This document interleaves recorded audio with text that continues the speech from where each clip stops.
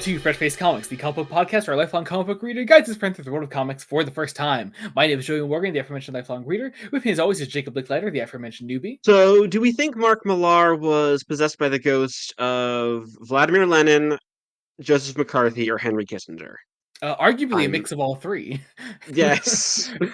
And why ever would Jacob be asking such a question? Why is, of course, because we are beginning our next DC block on Fresh Face Comics, and specifically a block revolving around DC Elseworlds comics. To start this off, we are talking about Superman Red Sun by Mark Millar today. To join us to talk about Superman Red Sun today, we have returning guest, my brother Jacob. Hello. Welcome back to the podcast. Very happy to have you on. Let's hop right in to our non-spoiler section. Oh, also, for those that have never listened to an episode with my brother Jacob and regular Jacob on the show, my brother is Jacob 1. My co-host is Jacob 2. This is because my brother Jacob is older, and as such, he was here first. Therefore, he's number 1.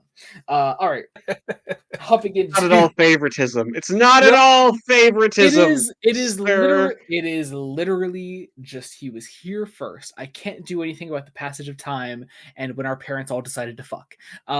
So let's hopping into our non-spoiler section, as always, Jacob 2, what is Superman Red Sun about? Hey, so you know Superman, right? Yeah. Mhm. What if he'd hear me out? He was a filthy commie. Terrible. Which is so funny to me. Because, okay, so the actual premise is, what if instead of landing in Kansas, the rocket with Kal-El landed in Ukraine, vaguely around the time that the Superman comics started? It's a whole thing.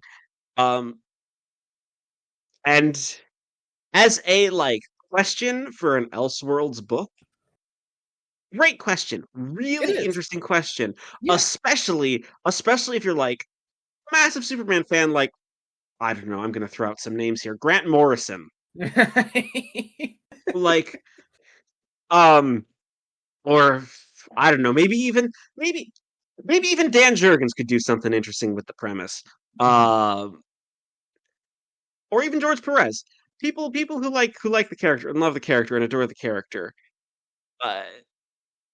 However, this book is written by Mark Millar, and well, it's not a bad book per se. It's not. Yeah. Oh no, I wouldn't say that. Mark Millar isn't exactly a tight writer. Yeah. Nor is he, one would say, the biggest Superman fan. No. I don't thought it's no spoiler to say. I think everyone knows, because this is a pretty popular book. People know that Batman is in this book. We do kind of have, I always find, a somewhat similar approach to writing Superman that perhaps Frank Miller does in something like The Dark Knight Returns. That is in my notes at several points. I'm like, the only thing is, when Frank Miller says Batman can beat Superman in a fight, he's saying that in a Batman book. Yeah, and in a Batman book that is specifically commenting on the political state of 1985, as well as some other things in The Dark Knight Returns specifically. We don't need to talk about the sequels. Sequels are awful. Don't need to talk about those. Oh boy, yes. But yeah, no, it's an odd beast. It's not a bad book. It's probably the best thing Mark Millar's ever written, by my count. Which I hate to say doesn't bode well for anything else by the man, because no. I'm not sure we'll ever cover anything else by him ever again on the show. I just maybe Old Man Logan for historical significance, eventually. Cool, lovely. That's good. I had before I even knew this was coming, I was with a friend, and a friend of his, who I didn't really know. I had mentioned, I have a podcast where my friend makes me read comics, because I never really read comics growing up. I did like the occasional superhero movie, whatever. He's like, yeah, and it's like, oh. Somehow it's like, no, don't read anything by Mark Millar. I mentioned he made me read Civil War. It's like, don't read anything else. Maybe Red Sun. That's it. Yeah, read you anything know, else. truly, that's it. That like you're gonna read Superman Red Sun because it's genuinely decent. You're gonna read Civil War because it's an unfortunately very important story to the Marvel universe, and maybe Old Man Logan because it's popular for some reason. And maybe if we ever dive into like some like pre-2000s Flash, we might do his Flash run Yeah, that is co-written by Grant Morrison. of And course. that's probably more of it's co-written by Grant Morrison. Yeah. And Um, yeah, but like but focusing back in on the story, tossing it over to my brother, Jacob, what made you want to guest on this episode? And as such, what did you know about this book going in? I'll do that in reverse because that's the order. Because that B answers A. As anyone who has had heard an episode I'm in, I've only been in Superman episodes. Because, you were on No. Dark Knight 3. Oh, Dark Knight, I was on that. Yeah, that's true. And Death of the Family. And that's right. It was. Yes, we've dragged you on non-Superman episodes. Okay, so but I'm broadly a Superman fan. I read the current run. I'm a little behind on the current absolute issues. I'm gonna resolve that problem. But I wanted to read this book because I was like, oh, I'm interested in Superman Elseworld stories, kind of in general. And you know, big Elseworld like Red Sun what caught my interest because I heard the premise and I was like, oh, the premise sounds really interesting. So it was on my radar for a few years already. And then when you told me the upcoming slots, I was like, oh, can I jump in on the Red Sun episode? Because I want to read the book anyway. Mm-hmm. Yeah. I was only broadly aware of what really just sort of the main beats of the first issue. Like I was aware that Superman was like a symbol of hope for like communist Russia, and at some point he became entangled with politics, but that was all I knew going into this book. And as such, I mean, I guess there's an important aspect of this story that we do need to kind of touch on in the non-spoiler section, which is this idea of what makes this an Elseworld story, other than, you know, Superman lands in a country other than America. Sure, but why is that an interesting idea? Well, it's probably because a lot of people at the time, and certainly many still do to this day, see Superman as an American icon, an American superhero. Like, there is something that many people see as truly American about Superman. I mean, like truth, justice, and the American way was the defining like cultural osmosis slogan for Superman. Yeah. If one did not know much about Superman, you most certainly knew that. Mm-hmm. Like, yeah, like it's there in the Reeve films, which are probably let's be honest, biggest like cultural touch point for Superman in general. Like, yeah, like I would argue that for sure. Mm-hmm. Yeah, like it's Christopher Reeve, and what I find interesting about Red Sun is that Elseworlds in general, like in the classic form, are one shots. Like Mm-hmm. they're typically one oversized issue, doing a premise. Yeah, this is a 3-issue miniseries, which the thing is, this could theoretically have been a one shot of like, what if Superman, but communist Russia, if you didn't delve into how the Superman getting involved in communist politics actually changed the world landscape. Mm-hmm.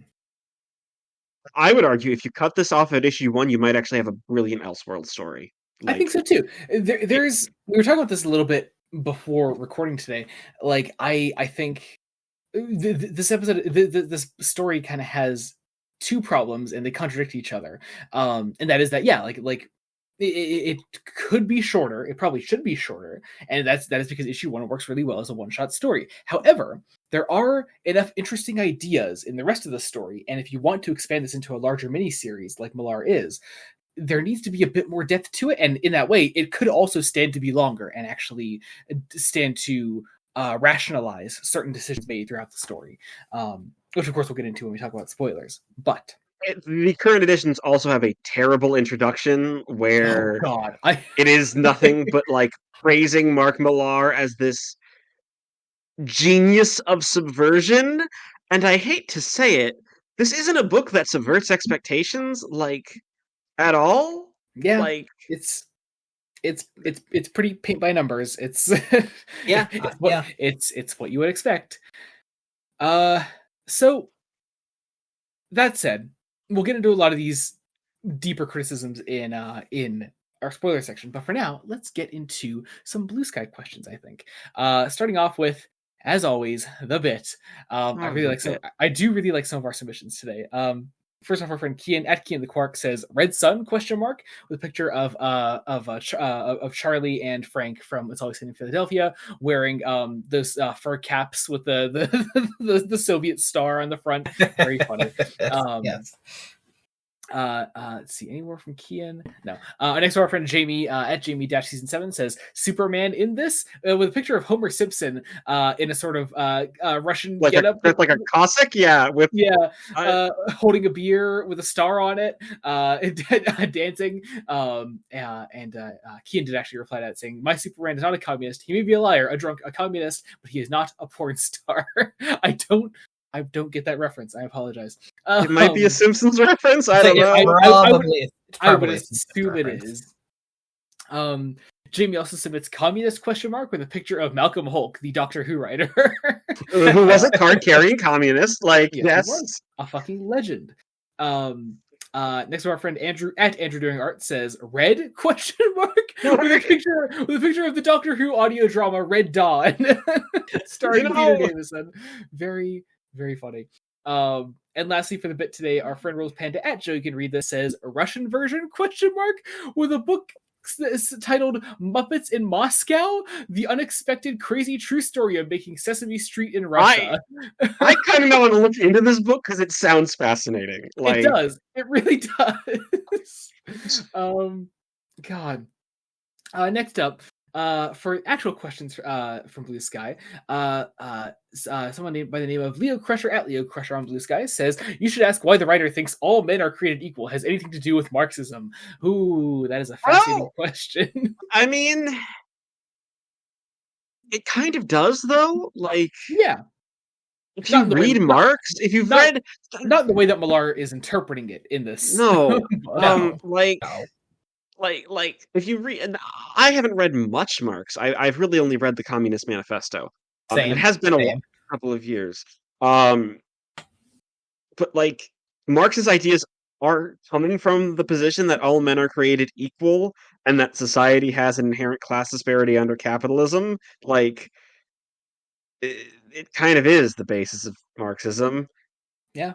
Or should be in principle. It is in principle. And it can be in practice, but geopolitics are complicated, and very often there's certain global superpowers who like to interfere in things. Fascinating, Jacob. Fascinating. Next up, Andrew submits, with Elseworlds being new to you, Jacob, which one sparks your interest the most? Is there one that you don't plan on reading? I guess this could also apply to both Jacobs, actually. Yes. However you guys would like to answer that.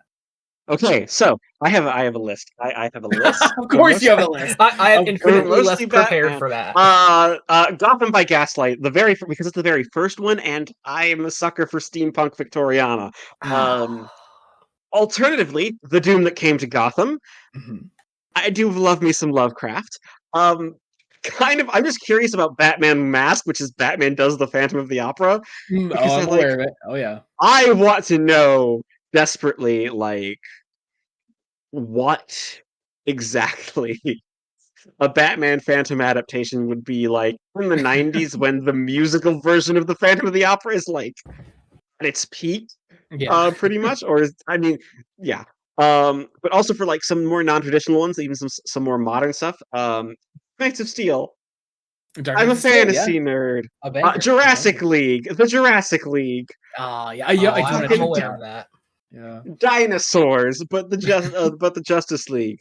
We actually did read a very brief Jurassic League story in Batman Brave and the Bold. Yeah, but I'd like to read the actual mini series because I feel like Yeah. There's more there. And then I'm because the games are incredibly popular and kind of controversial characterization. I'm very curious about Injustice if that would count. Like, Mhm. I would uh, I would argue yeah, it counts. yeah, Yeah. probably count. Yeah. yeah. And I suppose if we want to include the Absolute universe, a lot of the Absolute stuff is intriguing, but I haven't jumped in because I only have so much time, guys. I only have so much And it's time. certainly something I would prefer to talk with you about on the channel because that I think it'd just be fun. Yes. Yeah. Jacob one. Any absolute absolute any Elseworlds books that that interest you or spark your interest? I'm not as aware as many as you or Jacob 2 are. But I do. But Gotham by Gaslight is one that has been on my radar as for a lot of the same reasons. Your usual co-host has said. I love the concept alone, Batman, but in Victorian times, I'm just a sucker for the idea. It sounds really cool. And then also when Dark Knights of Steel, I remember when you were getting the issues one by one, they piqued my interest. Yeah, no, it's good stuff.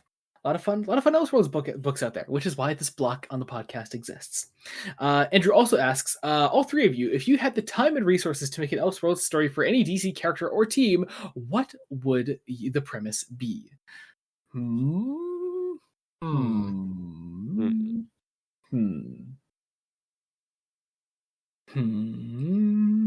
Um.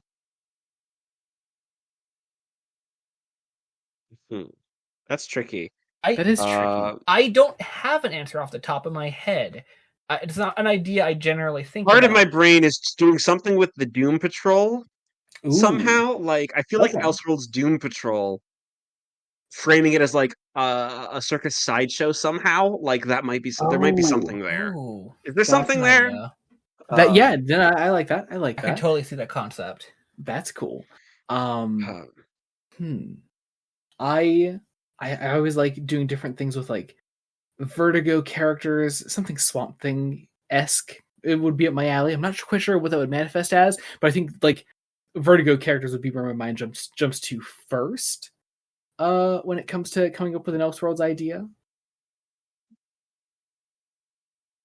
But I don't know. I honestly I don't even know where I would begin.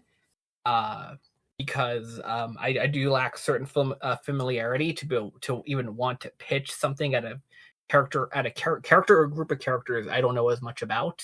No, that's fair. That's fair. You know what? Deadman. You know I what would might be do something with interesting? Deadman. You know what also might be interesting? It just came to me. Wonder Woman, but Norse mythology or Egyptian mythology, like just change up interesting. That's a good idea. I like yeah, that. I like that. That's very cool. Yeah, there's some interesting. It's the terrible thing of the sandbox is kind of the limit, and that can be both really great for storytelling and kind of awful for storytelling. Yeah. I wonder if like maybe back to my Vertigo thing, maybe like Swamp Thing, but tapping into a different element other than like the Earth. Something along those lines, maybe like a Swamp Thing of the sea kind of thing. That could be an interesting idea. I could see that. Yeah. Anyway, let's see. Next question from Jamie says, obviously Mark Millar is just a poor man's Garth Ennis, but is this at least better than Civil War? It is better than Civil War, definitely. Yeah, but that's not very difficult. Civil War is really bad. Civil War is really bad. I'm not sure I'd call Mark Millar a poor man's Garth Ennis. No, because Garth Ennis has shit to say, and yeah. Here's the thing: Mark Millar's biggest problem is that like he's a centrist, and being a centrist isn't a rational position. Like, because he's a centrist, he's like, well, I need to show the flaws on both sides. Yeah. But showing the flaws on both sides, we get the frustrating portrayal of Superman and Lex in this book. Superman and Lex in this book, the fact that like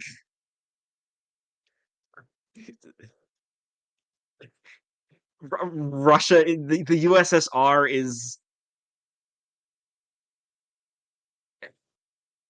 still, it conforms to to a lot of American propaganda about the USSR that like is based in truth.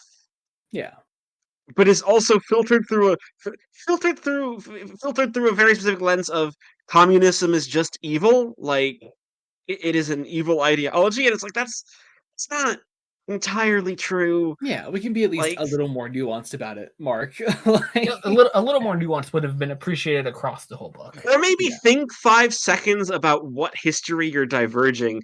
There's some points where like We're he having throws out some crazy implications Oh about my god, he has the these implications crazy are ideas, nuts. and if you have a here's the thing, I don't think Mark Millar has a working knowledge of how like a working like elementary school student's knowledge of how the U.S. government works. Like, I really do love what Mueller ends up trying to say about U.S. presidents in this. God, he makes It's so funny. it Oh, God. is so Which weird. actually me and Jacob were rewatching the movie today. They do kind of fix the timeline shit involving the presidents in the movie actually They by do. shortening the time spans. Yeah. The movie is so much better at like doing that prediction of what would happen and in what kind of likely time span would it actually happen in. It also doesn't do the absolute batshit insane last page twist of this book. Oh my Yeah. god. You know, some people love that twist. That's fucking crazy, bro. That's That's no. I crazy. refuse to believe people actually love this. What this ends up doing. That's crazy, son. We do have let's see, another question from Rules Panda. Without a doubt, one of Millar's better books. Any other of his works you consider good or even readable? What about the portrayal of Wonder Woman? You think it's fine, or like me, you think there's much to be desired? Definitely much to be desired in regards to Yeah. Wonder Woman. So be desired, there's for one sure. problem with Mark Millar. He can't write women. I was gonna say he hates women, Jacob. Please. He can't. I mean, he claims that a certain pitch was a joke, but I don't. I've now read 2 things by him, and I'm like, Wait, I no. forget. I forget what was the pitch. I know I've heard this before. A pitch around Nightfall and the death of Superman, but for Wonder Woman. Yes. Oh God. Oh Yeah, God. that one. Really? Yeah. Yep. Yep. Mm-hmm. Yeah, like I don't think he can write women. He claims it was a joke, and I'd love to give people the benefit of the doubt. However, I've read some of your work, and the female characters in this are flattened. Like, no, not only does one. There is something to say for Lois, kinda in this a little bit. Not really. Like, she's definitely the best Lois portrayed. is the least flattened female character. She at least has something to say for herself. Yeah. So I don't exactly like where we like that. Oh, if she didn't meet Clark, this is where she'd end up. And I'm like, yeah, wait, what? yeah, Like, no, that's yeah. Anyway, let's see. And then we have one more question. I'm not quite sure if I want to talk about it because it is very spoilery for the book. I'll read it out, redacting a couple things. From one Tony Mangino at Tony Mangino on Blue Sky says, with the ending of the comic being the way it is, do you think that a certain villain in this came from the same place as Superman? Is what the question says. yes, I think that's yeah. I think that's what Millar's intending. That's probably what he's going for. Yeah, it's dumb. It's it's all very dumb. You have to realize this was written. This was written, right, still in the heyday of the DC animated universe. So that version of that character's backstory would have been on his mind. Was pretty steeped in Bruce Timm and Paul Dini's view of the DC universe. Yeah. And here's the thing. There's a lot of Tim and Dini in this book that I've noticed. Yeah, the trouble is Millar's kind of a hack where he's pulling ideas from just. Yeah, he's also not Bruce Timm and Paul Dini. No, he's not. Like sling shit at Bruce Timm all you want. Bruce Timm is not Mark Millar. Like Bruce Timm has issues. Yeah, the guy's still really damn good at what he does. He can at least write a good story, whereas yeah, I've yet to be proven that Mark Millar can. Because I'm going to be honest, because I have to take this as a complete story of 3 issues. I don't think it's all that good. I think it's just mediocre. Like, yeah, it's like a 6 out of 10, maybe. you're kinder than I'd give it a straight 5. Like, That's reasonable, yeah, reasonable. like, um, Uh, but yeah, I I will oh, sorry. say, I will say, eh, I would love to see someone else rewrite this from the ground up. Like, I feel like have there someone ever been tie-ins to Superman Red Sun? I feel like there have been. Have there been? That would be interesting. I think I could be wrong, but I think there were tie-ins of some kind. Um, in other DC possibly. I'm not sure. The only thing that always throws me off about Jacob, I'm going to kick your ass. I'm going to kick your ass. It's going to happen. I forgot to take it off. I'm sorry. The only thing that always throws me off, bringing this back to another Elseworlds thing we mentioned earlier, is that I remember in Injustice, there's a Solomon Grundy Red Sun skin. I'm like, he's not in this book. I'm like, where does that come from? Oh, that's Why right. is it Grundy? Because, like, oh, and there's a Deathstroke one too. Deathstroke's also not in this book. weird. So maybe there is looking at tie-ins. looking at the DC wiki, Countdown had an issue, a one shot that's set in this continuity. That would do it. That would do it. As well as an issue of a book called The Kingdom, which looks to be a sequel to Kingdom Come. Huh. Yeah, it looks like Interesting. So the short answer is yes, there is at least 1 or 2 tie-ins. Yeah. yeah. All right then. Yeah. Well, all that said, let's hop into Fresh Face Correspondence. This is part of the show where we read out your comments and your comments anywhere, be it on a YouTube copy, Spotify, any comments on podcast episodes, Fresh Face one shots, any of that. We read that out on this segment of the show. We have 2 comments today, both of which from the Spotify copy of our last episode for Punisher Max Volume 2, both of which are from our friend Jamie. I'm guessing this first comment is in reference to the fact that I did say there would be a guest on this episode, and Jamie asks, "Is the guest Mark Millar?" Jacob 1, can you confirm that you are in fact Mark Millar? No, unfortunately, I cannot confirm that. Sorry to disappoint, Jamie. I really am. Jimmy also asks, I have not read this, LOL. Let's see. And you really should watch the latest 2 seasons of Always Sunny, Joey. I know. We gotta finish it. We watched, the premiere of season 16. We did the first episode. And we just got to finish that season, and then we have 1 season left. So we're getting there. We're going through it slowly. So basically, I just never want to be behind the blind wave reactions. So, and they actually just started season 15 today. They've reacted to 2020 A Year in Review, which is just one of my favorite Always Sunny episodes ever. It was so good. It's so good. Anyway, but I think that does it for our non-spoiler section. As always, if you're not joining us for the spoiler section, you can hop to the end of the episode and find out what we're covering next time on the show. We're continuing our Elseworlds block with something that will be revealed at the end of the episode, so check that out there at the end of the episode. Joey is trying not to give me any hints because, and I think you're still lost in the woods, my friend.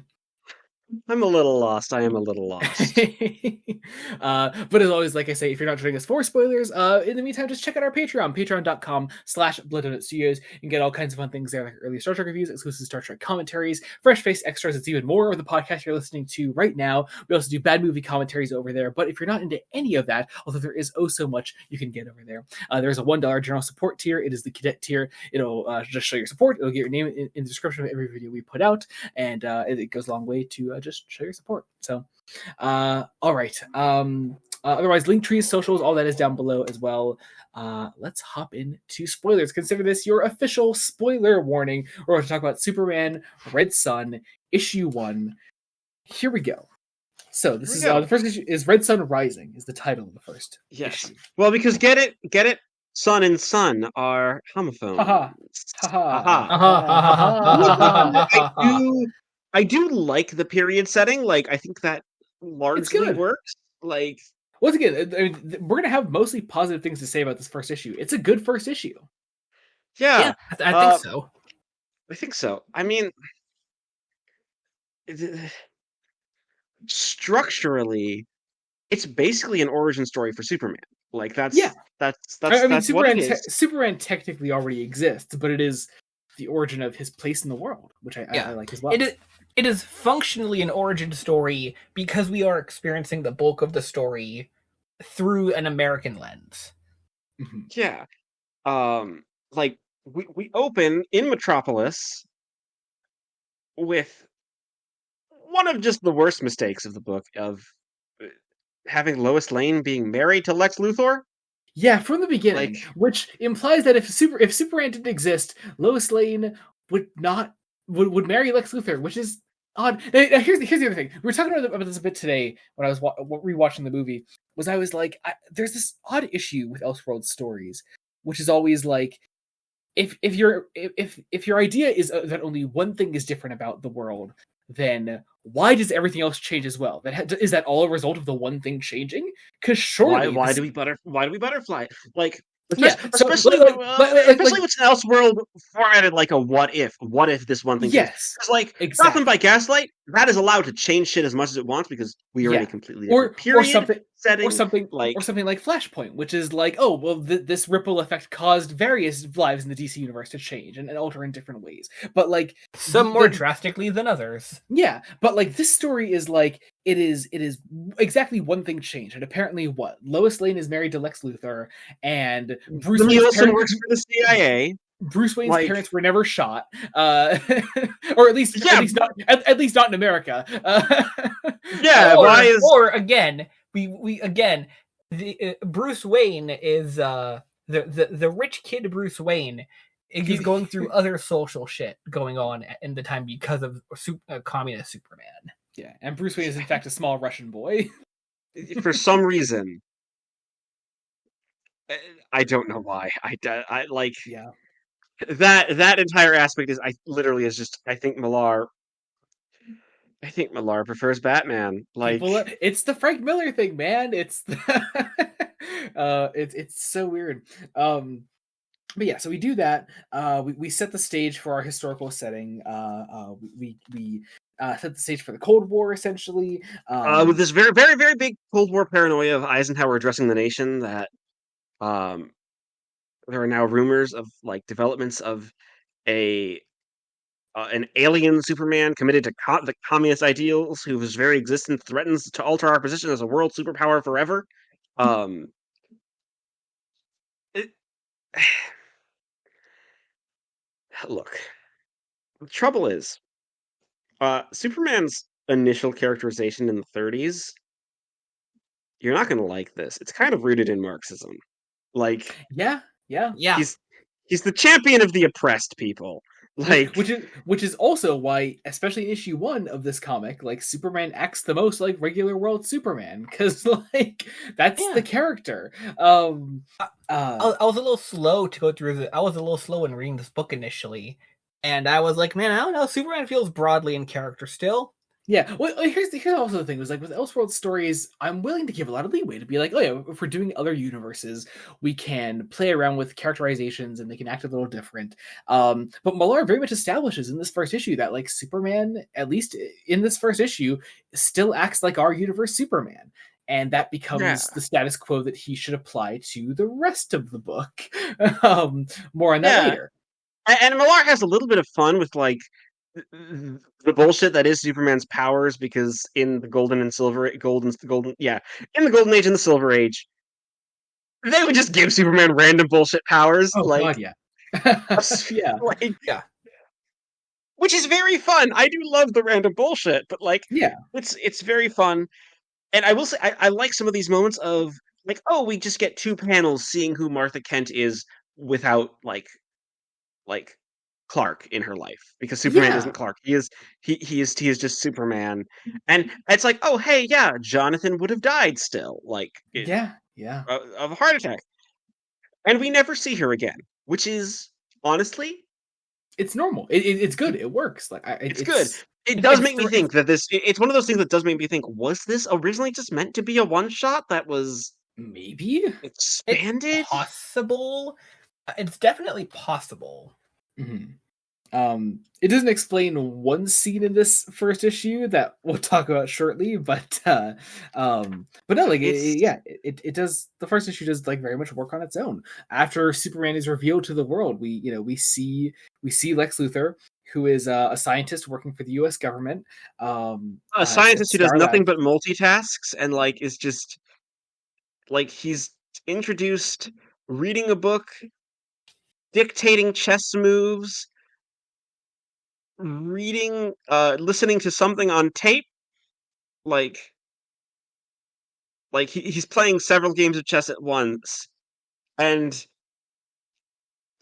again the wildness of just Jimmy Olsen is an asset for the CIA in this universe. Like, Mhm. what? You know, What? you know things that happen when Superman crash lands in Russia. Also, Jimmy Olsen is significantly older. Like, yeah, he's already like in his 30s here. Like, yeah, like it is such a weird thing. Like, why would you use?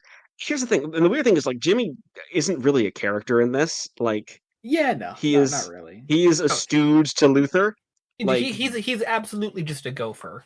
Yeah. yeah, like Um. Millar doesn't care about any of these characters. Like, the really minor ones don't change at all, and I think that's for the best. Like, Mhm. Perry White or possibly George Taylor. Millar isn't always clear What on if. do they call out George Taylor at one point? Don't they? They talk about George Taylor quitting the Daily Planet. Oh yes, sorry. Yeah, The movie adaptation makes him Perry, Yeah. because apparently people like people wouldn't realize, but like George Taylor, of course, being like the original editor of the Daily Star in the Golden Age, like Yeah. before he for like the first 20 or so issues, and then they changed him to Perry White because Yeah. things started to change. Yeah. Uh, but we follow Lex. Then we see like home life with Lois. We set up the idea of Lex as like a neglectful husband to Lois, which again Lex Luthor once again pretty consistent with who the guy is, despite the fact that he's married to Lois Lane, which is still weird. Um, And is but the weird added of he has nothing to occupy his mind. I kind of get it because it very much plays the Superman is a puzzle for Lex to solve. Like mhm. that's what Superman Which has kind of been yeah, in main continuity, and without that, Lex is just trying to overload on everything. Yeah. Um, And without that, he's multitasking at 4 different things at once, and of course, acing all 4 things. yeah. But yeah, so we except actually listening to his wife, who he apparently loves. apparently. Like, Apparently, yeah. I'll buy it when I see it. Yeah. it is incredibly weird to try to have Mark Millar be like, yeah, Lois is still ace reporter Lois Lane, and is madly in love with Lex Luthor and totally willing to be subservient to him. Because, like, Yeah, she it's kind of weird. is, and it Yeah. doesn't work. Well, I mean, let's be honest, I mean, ultimately. I mean, if you're married to Lex Luthor, I guess he's going to make it so you're subservient. Yeah, but, like, this is a book with basically 2 named female characters, like, who are in any significant Three, capacity. three. I say 3. Who's the third? Like, Lana, because, like, it's Lois, it's Diana. Lana. Anna. Oh, yeah, she is Yeah, I was here, gonna say, yeah, technically. Lana. Yeah. Yeah. She's here in this next scene. The Superman saves her. We get a little like montage of like Superman being Superman, as he's unveiled to the world. We get him saving this girl in the street. We have him stopping this piece of equipment like falling to Earth. It is a satellite. It is a It is satellite Sputnik that Lex Luthor, with a direct line to the President of the United States, Dwight Eisenhower, was like, "Hey, can I missile down a satellite onto Metropolis? I want to try something." I think And Superman would save it. It would stop it from happening. um, and so he does. It almost hit. First off, it's very telling. Once again, Lex, horrible manipulative bastard, tries to hit the Daily Planet with it specifically, where his wife works, and Superman's able to stop it. There is this thing I want to bring up now because it'll come up later, but there's also this running through line of the book of Superman is almost telling this tale to somebody, but clearly from a distant point from which it's on which the audience is reading it. Yeah. yeah, there's this narration of like Superman reflecting on his life and what could have been, and we get this moment here where like he sees Lois Lane and like contemplates, I guess, the life they could have had together, apparently. Um, but no, see, I do like this little moment of him like holding up the Daily Planet, uh, uh, Globe. planet globe, yeah, and handing the balloon to the kid. I like that moment. It's a very classic Superman pose, which I do like seeing, because again it reinforces this, at least as of like most of issue 1, Superman is still broadly characterized correctly. Yeah. Here's the thing: we say correctly. I have to like once again reiterate that, like, you know, when it comes to Elseworlds, you can do different things with these characters. Millar is just choosing not to. He's still choosing to characterize Superman as mainline Superman would be characterized. That is. Here's the thing. That's the major strength of this first issue. That's the major strength. That's the point. There are a couple of moments like I don't love in the narration the way Millar writes the instant attraction between Superman and Lois, which like I get what he's going for, but it's just I don't like the word choice. It's very Mark Millar, shall we say. Bro Like, literally looks at Lois and says, "In another life, I would have liked to doing laundry and taxes with you." except nowhere near as eloquent. Except nowhere near as eloquent. Of course not. But no. So we move on from there. We get our first glimpse into Russia during the Cold War with Superman at the forefront of it all. We meet Joseph Stalin, and very much this idea that Superman is totally with Joseph Stalin. Now, here's where I think one of the sort of problems really start to show. Because Millar's being Superman is Superman, like the gulags and things of Soviet Russia and of Stalinist Russia specifically, the way like it never really justifies Superman not knowing about these things and being knowing and being okay with them. Like, which is once again something the movie fixes. Yeah, like the movie does that phenomenally. And part of this is honestly, it's because I'm going to be honest, Mark Millar doesn't really know history. Like, he's not a historian. Yeah. And like that's fine. You don't have to be a historian, but maybe when you're writing a story specifically like this, you should maybe at least do a little research. Yeah. But we also meet like part of the thing is Superman is like even leaving the address because people need saving because he's Superman. He's going to be everywhere at once, and it is good. It's good. Yeah. Like, he refuses to take the Superman Day, like, of the people, while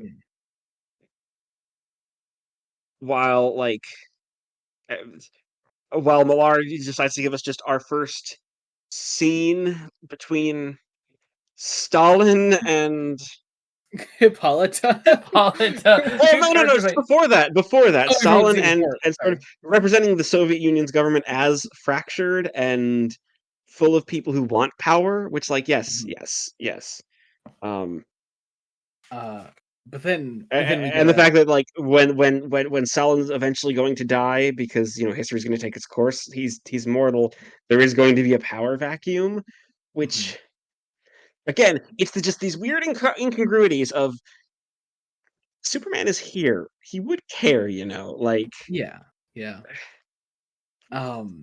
But we then get our introductions to a couple other big DC characters within this alternate universe, namely Diana Prince and Queen Hippolyta.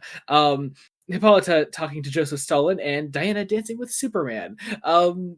Fascinating dynamics here. I do like the idea of Russia with Superman at the helm trying to talk to and have like good relations with Paradise Island, with the Amazons. I think there's interesting because here's the thing about Paradise Island, just as structurally, it's a commune. Yeah. It's an almost obvious parallel to draw, actually. That's how that society works. So it's the obvious parallel to draw. Now, it's the as soon as Superman talks to a woman, he's in love with her immediately. Like, yeah. which is Mark Millar is also a Clark Diana stan for some reason, which is larger conversation, of course, but also in the context of this story specifically, I just don't like this. This well, because this feels... it's a terrible thing of it doesn't read like two people falling in love. It reads like two ciphers for Millar's warped political argument being paired together. Like, it's going to be a problem, like, for a lot of what Diana does in this story, like, where she is essentially there to basically just be a yes man to Superman. Like, yeah. No, that's until she isn't later, and then she gets treated like a Star Trek character from TOS that's grown old. Yes, yeah, no, weird. So, but then we get introduced to another key player in our Russian setting, a character by the name of Pyotr, who is the illegitimate son of Joseph Stalin, and yes. Cool, interesting idea. Very interesting idea to have here. Superman goes to talk to Pyotr, and this man is suicidal, and he is also clearly being ousted in favor of Superman. Yeah. Like we get a brief flashback to a job that Pyotr had where he killed two people and let a young boy live, a young boy who screams into the night and bats fly around him. That's the one scene where I'm like, was this intended as a one shot? I don't know.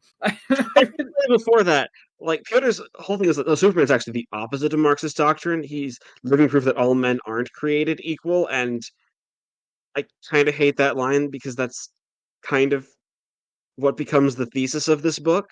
Like, after the first issue, like Pyotr is shown as a pretty bad guy throughout this story, and I don't think we should be taking his word for it. Like, I don't think he should be. We shouldn't. But that's the argument Millar unintentionally makes, because I mean, or possibly intentionally. Like, it's potentially intentional. Which is the worst take somehow. To bring up the introduction, Mark Millar is praised in the introduction for seeing both sides, and not just being a piece of pro-American propaganda. You'd see he treats the Soviets like people, and like there are good and bad people on both sides. And I'm like, well, LOL. Yeah, sure. Oh God. Stalin was a tyrant. Like, yeah. Tell me more, Jacob.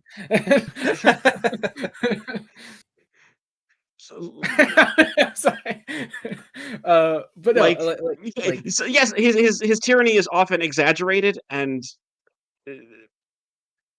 used by the right wing of American politics, especially to make any sort of policy that is left of Thatcher's vision of Thatcher and Ayn Rand's visions of capitalism feel like something wrong, and impossible.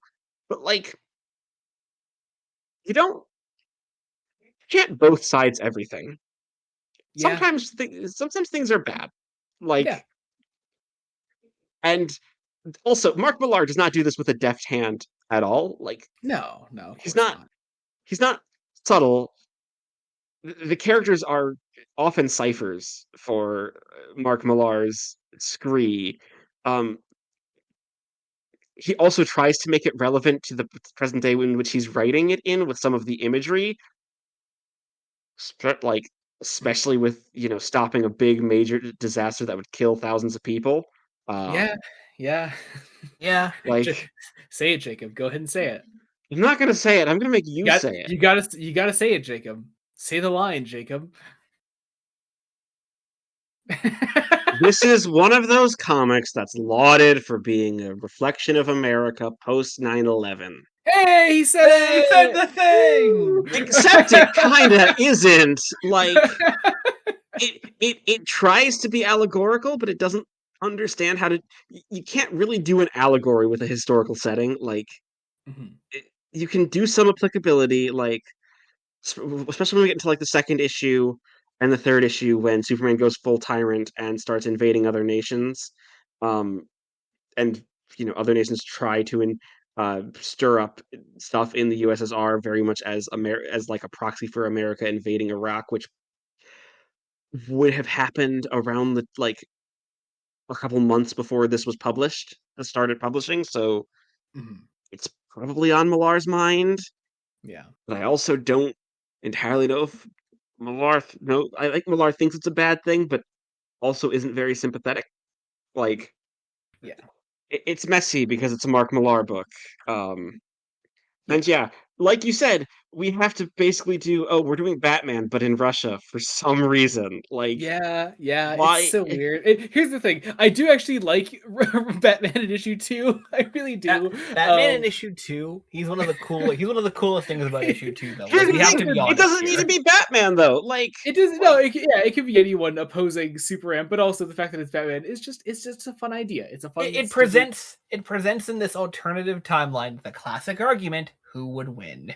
Yeah, and also because because for some reason we have to say Batman would win. It's Batman. Unrelated. And we'll get there in a second in the second issue. But all this is to say, Justice Stalin is dying. yeah, Stalin dies. His illegitimate son wants to confess to Superman. Oh, I think I actually poisoned my father. And then Superman hears, Superman, Stalin's been poisoned. It's like, oh, well. So Superman reads as much medical text as he can to try to like save Stalin, Mhm. but he can't. Yeah. Um, Stalin dies. We then cut over to Star Labs. Lex has been working on a special something, a secret weapon for the United States. Something that he calls Superman 2. I do much prefer the animated films version of this, just calling him Superior Man. Superior Man. That was a much better name. Yeah. But yeah, no, this is the book's version of Bizarro. I kind of like the idea of a U.S. replication of Russia's Superman. I like the much more classic like Golden Age Superman shield for the U.S. In there on the chest. It's a cool design. It's a cool design. I think it goes a little too far when we get to, I think it's in the third issue where it's, oh, surprise. Hey, every Superman villain that you know, they're actually experiments by the U.S. government to like try to take down especially Superman. when Doomsday's there. Doomsday just shows up at the end. Doomsday is in like a tiny corner of one panel. I had to make sure I read that correctly when I was reading this. Very funny. I do like that again. Like Millar very openly says, "Why should the fact that I was born with privileges qualify me as a leader of leader of a socialist republic?" Like, yeah, like once again, he still just acts like. Here's the thing: I wouldn't be as conflicted about the rest of this book if Millar didn't so perfectly say in this first issue, Superman is Superman no matter what. You know, like if he didn't go out of his way to point that out time and time again. So whatever. Time for Bizarro and Superman to fight. We have the good fight. Actually, we haven't mentioned the art yet. The art for the first part of this book is drawn by Dave Johnson. Dave Johnson is a good artist. He will not be on the book for the entire run, but it's good art. I also do really like Paul Mount's colors throughout the entire book. Like, yes, yeah. Good, especially for 2003, he's working really well within like the digital coloring landscape. Yeah, definitely. It's well done. It does work. Good fight scene. And I do love that in this fight, Superman is horrified by the body count that just happens because what's important, what's kind of important, Superman hasn't had to fight supervillains. Like, yeah. It's kind of a thing. The terrible thing of reading this, I'm like, I can see where Zack Snyder took for the Man of Steel climax. Like, I can see that coming from this idea. I never considered this as an inspiration for that, but I could kind of see that. Yeah, I could see that. I'm sure. I'm pretty sure Cavill said it was an inspiration for him. Like, oh really? I did not know that. Yeah, That's yeah, news to weird, me. right? Which is so weird because it is an Elseworlds book, and I'm like, Yeah, but again, also like I mean, if that's true, I mean, like that characterization would definitely come from this first issue specifically, and specifically, yeah, yeah, because then Superman is still Superman here, you know. Because despite what many people would like to have you believe about standard Superman, he never becomes an authoritarian. Like, No, that is just correct. yeah. but like, yeah, no, the weird, it is a fight, and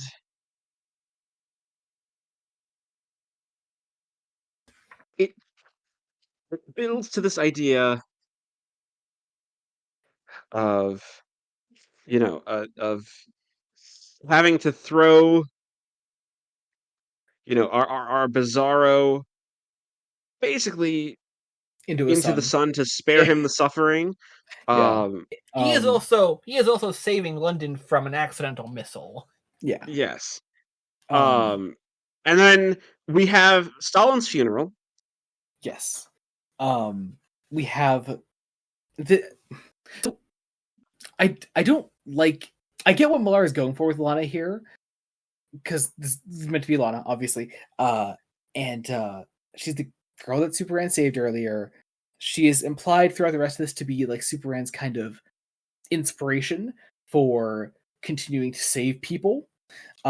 She's not a person, she's a cipher. Yeah. She's a cipher. She like Once again, another thing the movie does better than the book. which is weird because I already don't love the movie because I think the movie has big pacing problems and It's paced pretty much the same as the book. It's paced a little better than the book, I'd say. I don't think it had that big of a pacing issue, if I'm honest. I think it has pacing problems, and I think oddly enough, Joey, you hit the nail on the head in your Letterboxd review today of it is somehow both too slavishly accurate to the book and trying to make changes, and those changes then don't go far enough. Yeah, Yes. the changes the movie makes are really, really good. But also, this is a movie released in 2020, the era of like Long Halloween adaptation and Hush and like huge deviations in famous DC comic stories. And fucking Superman Red Sun is the one they chose not to change at all. They decided to change, and even some of the changes are trying to bring it in line with 2020 politics as well. And it's we'll get to talk to it more about the end because like there are definitely lines added in that are like, oh yeah, that is meant to reflect the Trump era.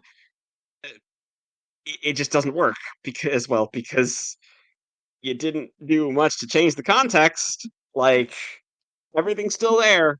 So it comes hollow. Yeah. Anyway, but we have Superman and Piotr. Superman learns. This is the scene where he learns that he killed Stalin, right? Or Oh no! This is Piotr trying to convince Superman to become the leader of Russia. Yeah. We get another scene with Lois as she is trying to talk to her husband, who once again is a terrible person and has killed all of his coworkers because he is going to go into hiding because his Bizarro experiment failed. I'm gonna be honest. I had forgotten that is where Blex is in the interim, at least initially. Yeah. Also, the very much image of the duplicate of the alien farm boy had the tenacity to beat me at chess last night. I love that as a line. I'm like, yes, that's you got something there. Yeah. Lex Luthor is nothing if not a little piss boy. Will be and is. Yeah. But yeah, we get our final scene of issue 1 then of Superman seeing Lana. The bread line because USSR and again, this doesn't work when Superman is being Superman. Superman would find a way to feed everybody. I think. Well, I suppose, but this is also meant to be the the inspiration for Superman taking Stalin's place, and where the issue ends is him taking on that responsibility, and the implication is he's going to do something better, and then there's a time jump, and we get into issue 2, which is called Red Sun Ascendant, and roughly 20 So years. we should mention practically the entire art team changes, like Yeah, between issues. And I tried to look into this. I couldn't find anything as to why. Part of me is wondering if there were disagreements, like possibly. because Um, issue 2 opens and we have zagged when we were like we've just gone in a completely different direction. Like First, I would like to talk about the art of Killian Plunkett, who I have always knew as a kid for being the lead concept artist on Star Wars: The Clone Wars, and well, here's the thing: Killian Plunkett is yeah, like he's a good artist, very different style to the Dave Johnson and Andrew Robinson. Mhm. Yeah. But yes, we do a time jump, and we've established a somewhat status quo for Superman or the Adventures of Superman. You know, Lex is a regular bad guy. We have Superman fighting Brainiac. You know, We have Lex. Lex has found Brainiac and convinced him to steal. Was going to steal Moscow. Actually stole Stalingrad and bottled it because Bottle City of Kandor. And Superman needs a gotta have some failure. kind of have some kind of equivalent to that. Which is there's also in Moscow there is a museum for Superman. We have a long and here's the lineup thing: of a lot of these images we're going to talk about are intentionally like perversions of classic Golden and Silver Age Superman concepts. Like this is very much like the Superman Museum in the Fortress of Solitude. It's just in Moscow. And again, okay, so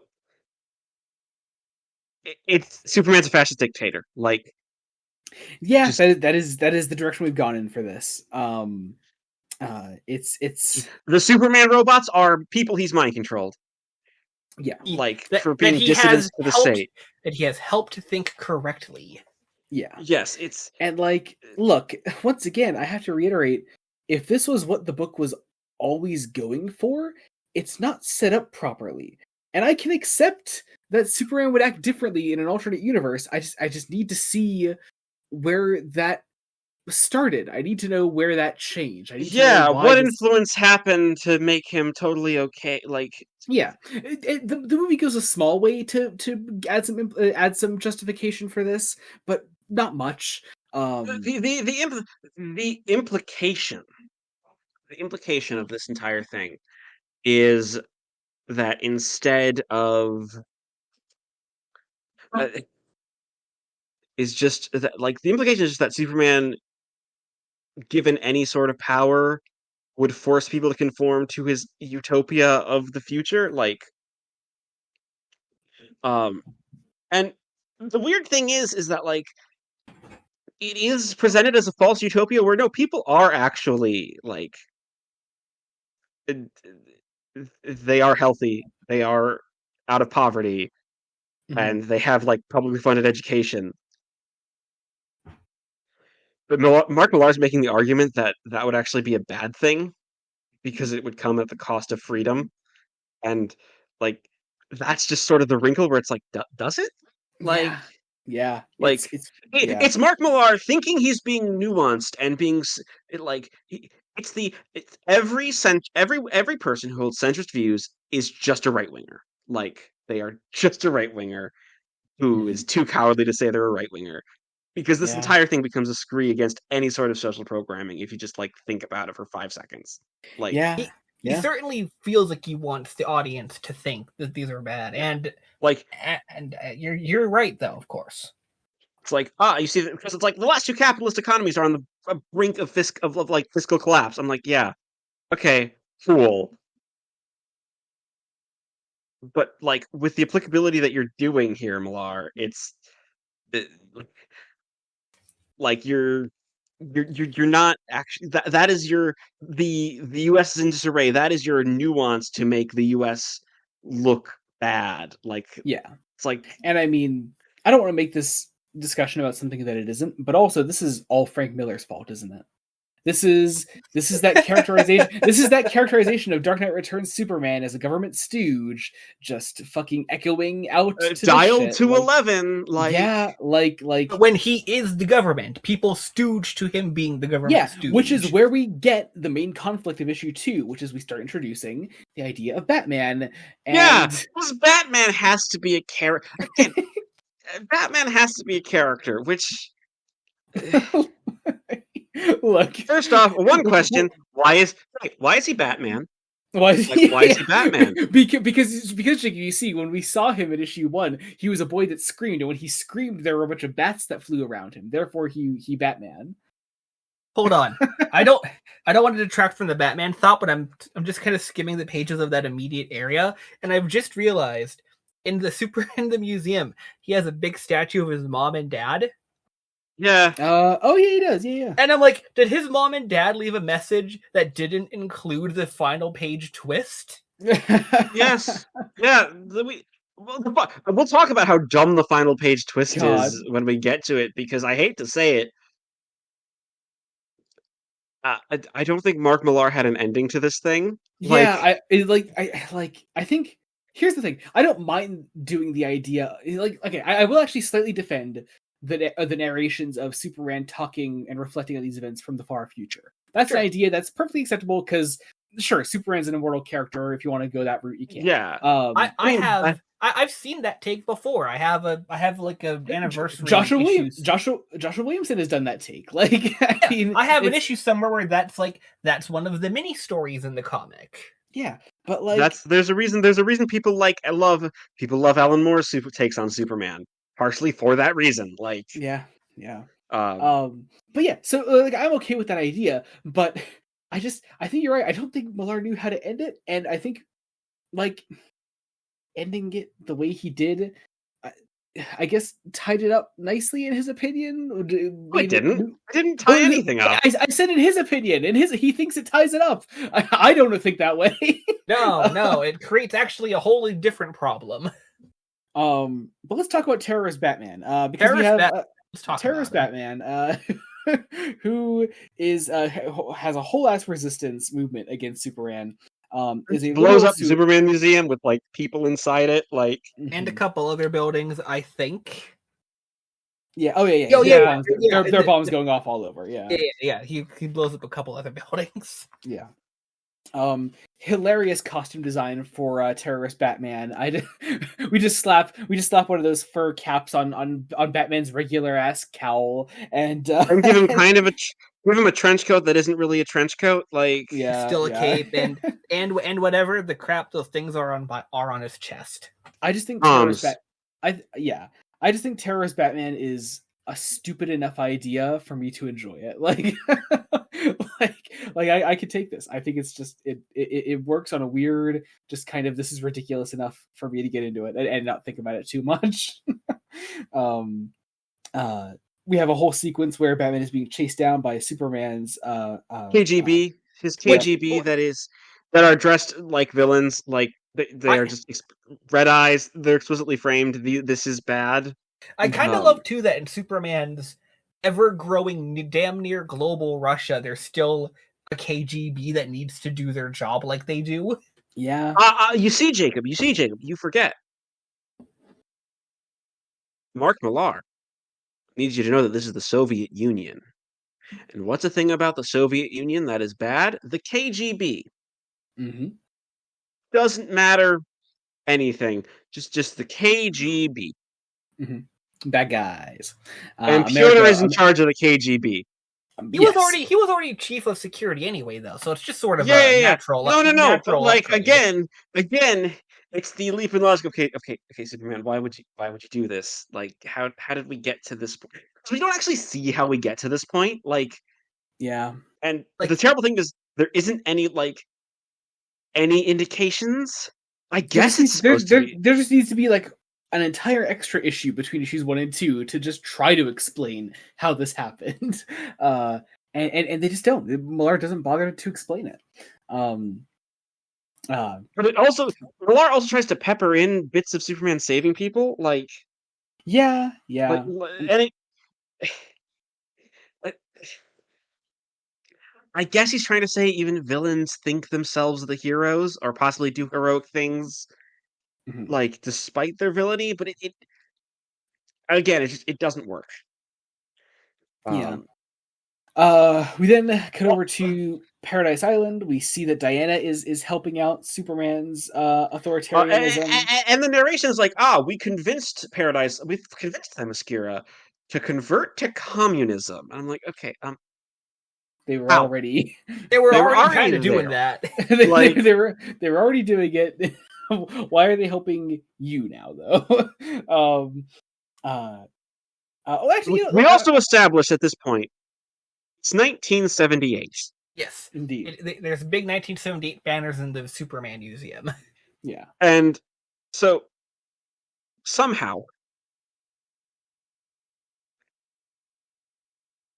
the timeline makes no sense. First off, it, the implication here is that Nixon beat Kennedy, Mm-hmm.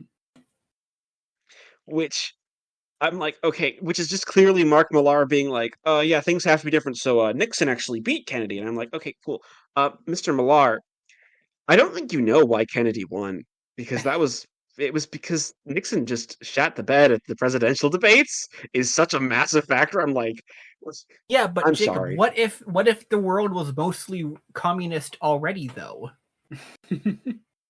What if the bad things happened, Jacob? What then? I mean, at least he acknowledges Nixon was a bad thing. Yeah, But yeah, also, for some reason, Nixon becoming the president, he gets assassinated in 1963. Like, yeah, yeah, I'm yeah. like, so, Mark, Mr. Millar, you have to understand, like, Lee Harvey Oswald wasn't trying to just trying to assassinate any old Yeah, president. it was because it was It was fucking Kennedy. JFK. Yeah, It was Like, Kennedy and what Kennedy ran on. yeah. He would have yeah, just like, assassinated any old president that was driving at the time. Like, oh I would god, also like to know how we get from Nixon to Kennedy getting elected because Kennedy is the president in 1978 in this future, and yes, I'm like, and then so apparently continued to be president into the late 70s. You know, yes, like like, it's implied that he took over immediately from Nixon, and I'm like, but if Nixon was assassinated, that implies that Kennedy was Nixon's vice president, which bro just Yes. really no, became Chancellor Palpatine. He really like like, that's not how that would work. Like yeah. U.S. elections are run on a president and vice president ticket. We have been since like the election of 1800. Yeah, the election of 1800 with Jefferson. Like, Yeah. Yes, that sounds correct to me. Back to the point I was making, though. Diana's here, and I do want to talk about costumes. Actually, we just talked about Batman's costume. Honestly, authoritarianism aside, I like the color scheme of Diana's costume. It's a nice color scheme. It works. I like it. I unfortunately I don't agree. love I don't love the big Superman logo on the belt because it's like Yeah. Oh yeah, that's stupid. I was just saying I like the color scheme. I think it's something that suits Diana. Cool. The color scheme is quite nice. I mean, because it's the reds and it's blacks. my Look one really question good. is why are there stars? Why are there stars? Something. Well, no, there. I guess it would go off the George Perez Wonder Woman backstory of the stars being from the From Steve's mom. Steve's mom. Steve Trevor on Paradise Island. Yeah. So I guess so the stars are still part of the uniform because of that. I think. Yeah, but obviously it's specifically reflecting the allying with the USSR and not the US. Like it makes sense. And again, these scenes of our superheroes still saving people Yeah. just muddles everything. Yeah. We then go to the Daily Planet because we got to see where other random DC characters are in this world. Because I guess Oliver Queen and Barry Allen work for the Daily Planet. Oliver Queen, Barry Allen.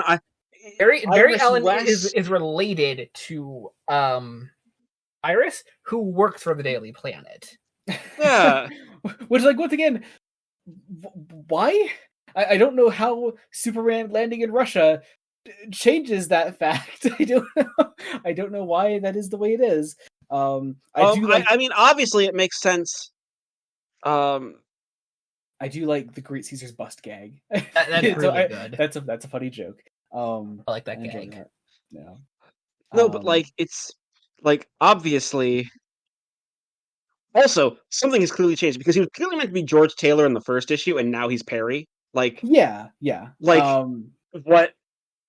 Which I'm sure is both a comment on the change from George Taylor to Perry White in the comics, but also we can imply, because there's such a big time jump between issues 1 and 2 that Perry has taken over, and now Lois is taking over. To that point, we comment at this point on. We also just say that Perry is like, "Hey, Lois, divorce the bastard. Like, yeah, you deserve better." He's right. He is correct. He is absolutely right. Correct take, Perry White. But yeah, we check in on Lex and Lois's marriage, or lack thereof, really, because again, they're barely spending any time together, and Lex is once again shown to be a terrible, neglectful husband. And also, believe me when I say the end of this book is going to portray him as the hero, and it's fucking insane. It's wild. It's He's also smoking communist cigarettes, and again, we get another bit of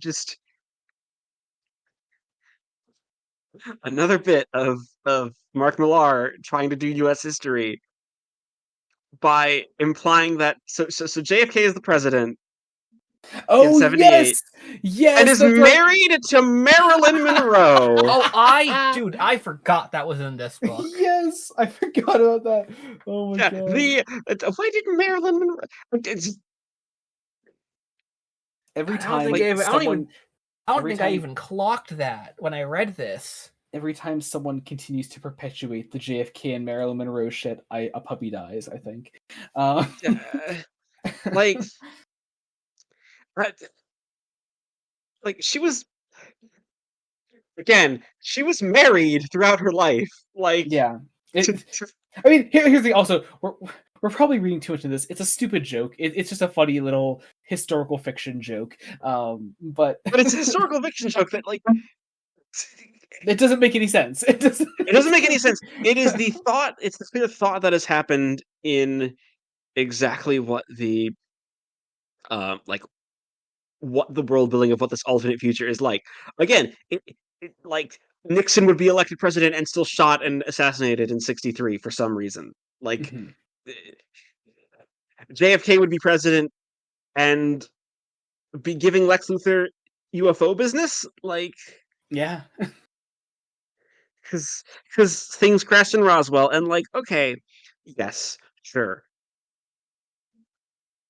You can do things crashing in Roswell in the 40s as an alternate take on Green Lantern. That's what we're doing. It's a pretty valid read in relation to everything that we have already discussed. Mm-hmm. It's a fun idea. But then we get another small montage of Superman saving people. We get this saving specifically. I do like the idea that with Superman, the USSR has won the space race, and the USSR China. That's I'm like, an accurate bit of historical fiction. you've actually thought about this, and not only thought about this because it's a modern space station. It makes sense. They could just reverse engineer Superman's rocket and figure it out even. Yeah. Yes, they literally could. Because once again, last page twist of this story. But also there's this idea here that Diana has this horrible growing jealousy of Superman neglecting her, and it's. I think she's supposed. Again, it's Millar's trying to make Superman and Lex Luthor parallels. Yeah, so Diana's meant to parallel Lois, and it's. First off, I'm like, it's like, okay, so it literally depends on the scene. So does Diana have agency outside of Superman or not? Yeah. Which is it? It changes scene to scene, yeah. But we then get Batman kidnapping Piotr and bringing him to his Bat Cave. One of many Bat Caves, though this is probably his main one because he has some of his decorations up that would be in the normal Bat Cave. Yeah. And so Piotr also basically asks Batman, hey, the CIA and Lex Luthor, they have a proposition. They want you to kill Superman. And because you could definitely kill him. And it is so weird. Like, Yeah. and it's, you'll put me in charge. Um, like we have Also, to because replace the alien. Like, there's also kind of an implication that Batman remembers that Piotr killed his parents and chooses not to do anything about it, which I find kind of odd. He chooses not to do anything with that information right now. It's an enemy of the enemy is my friend kind of situation. Yeah, I guess. It's just weird for this particular characterization of Batman, I find. especially because this characterization of Batman is explicitly not Bruce Wayne. Yeah, it's another one of those, like, we can take bigger swings with these characters, and Millar's picking and choosing those moments to do it, and he keeps kind of missing the mark just barely. Because he's picking and choosing, it means it's inconsistent.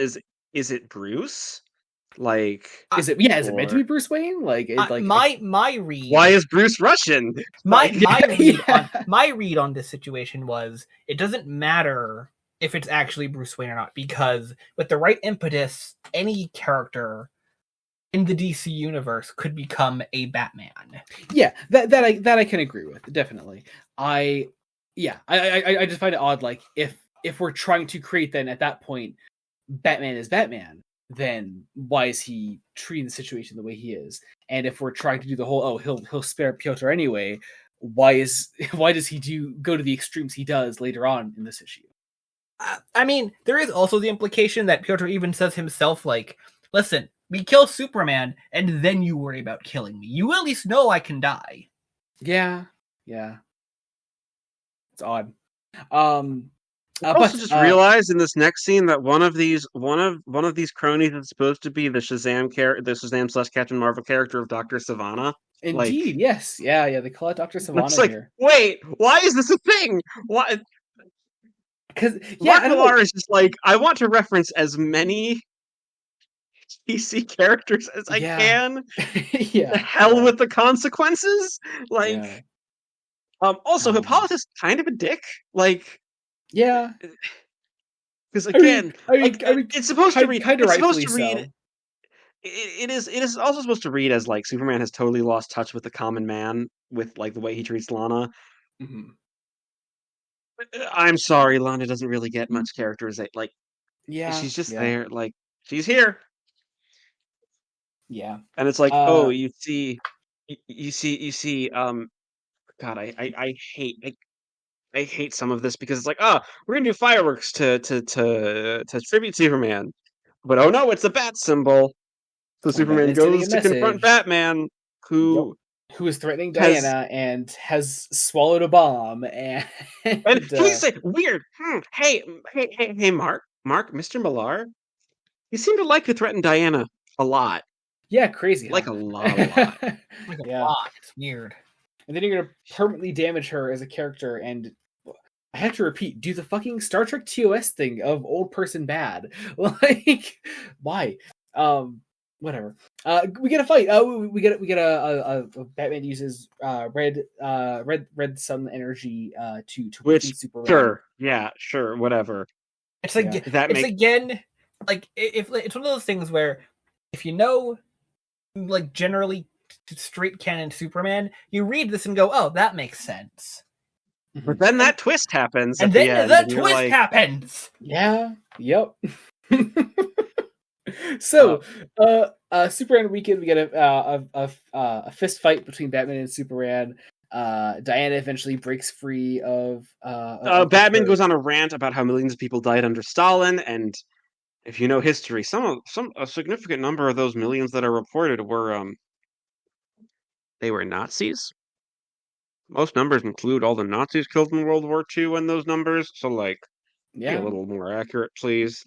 Yeah. I mean, once again, Millar clearly didn't do as much reading as he would like us to think. I don't think he did any reading. Like, yeah.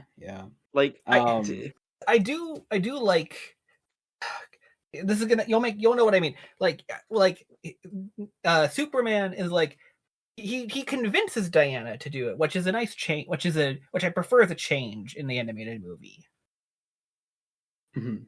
Of like, break your rope. it'll be fun. Like he's like, listen, just do it, please. I just need to be able to not die by the sunlight.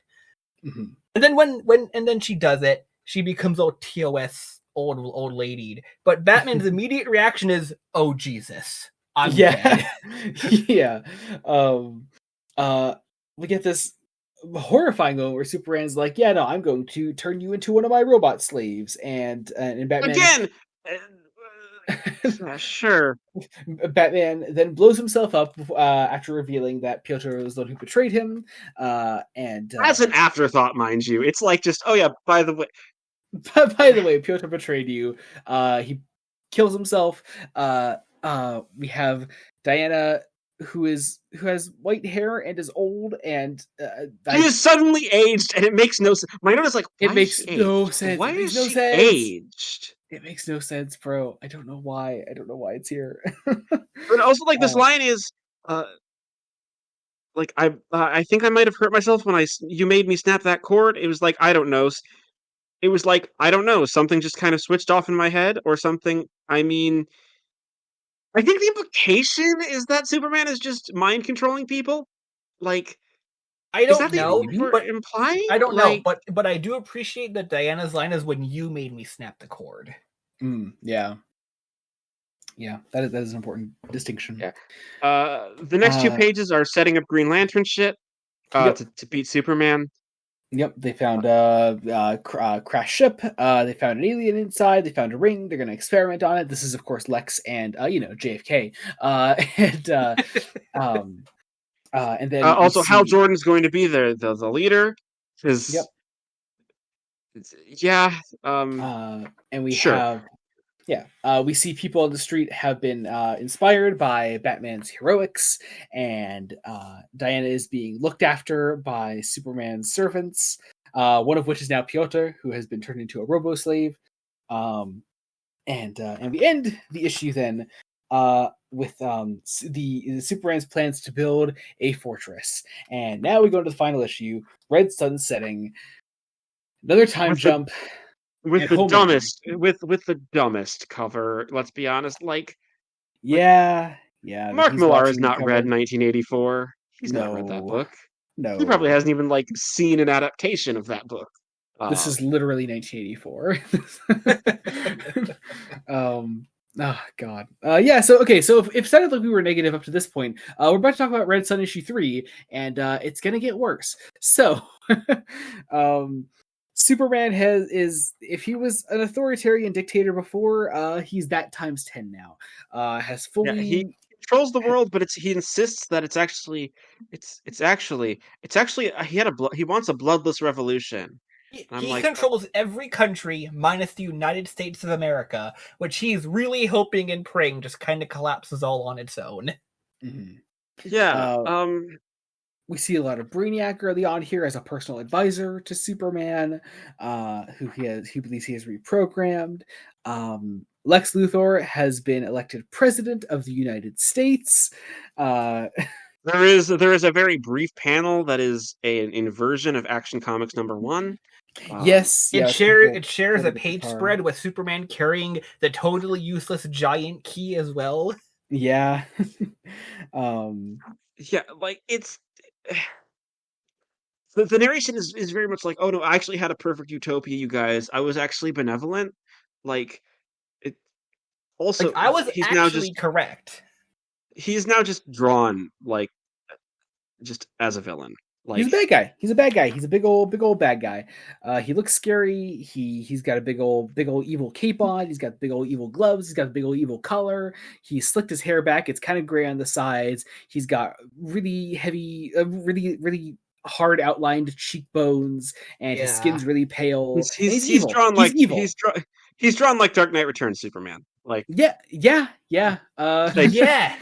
Yes. Crazy, huh? But yes, Lex is president. He restores the country from its civil war in 1985 or 1983, one of those years. Yeah. Well, and in 2001, he restored he controls every aspect of the market. Like